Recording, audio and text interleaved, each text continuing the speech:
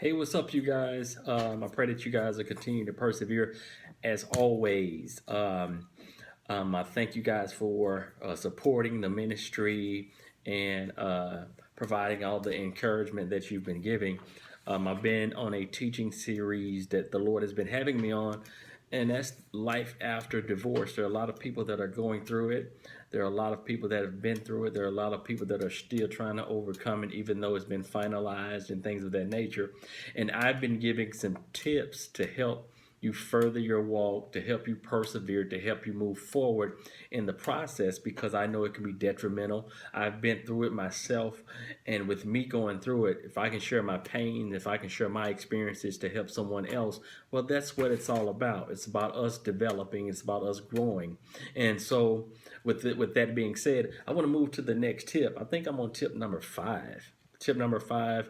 And tip number five I have is focus on God. Focus on God and don't be afraid to be alone. Place all of your attention on God. Get closer to God because when you're married and you're in a relationship and you go through a divorce and things of that nature, sometimes God get lost in the shuffle. Sometimes God get lost in the challenges. Sometimes God get lost in the pain. That's the reality of it, you guys. And I'm just being real with you.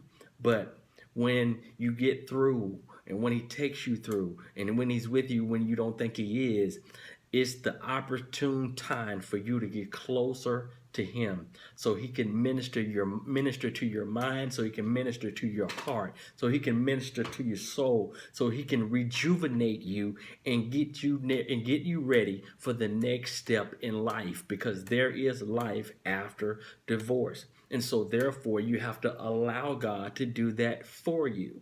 And the next point or the next phrase to the tip is don't be afraid to be alone.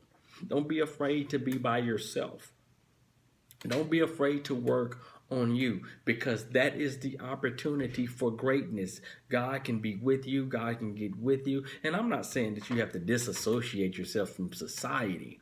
I'm just talking about don't fall into and don't move into another relationship just so quickly. Take some time for yourself. Take some time for you and God so God can shape and mold you so you can be spiritually and mentally prepared for your next place in life, for your next challenge, for your next move that God has in store for you. Because as I say before, there is life after divorce, but you want to prosperous, you want a successful life in God, and God has some riches in store for you guys. So get focused on God. Don't be afraid to be alone. And when you have that mentality, man, God has set some other things in store up for you. That's about, I don't want to be long. I try to make these short because I got another tip coming for you as well. So I'm praying for you. You pray for me, you guys. And we're going to continue to persevere through this thing together. You guys be blessed. I'll talk to you soon.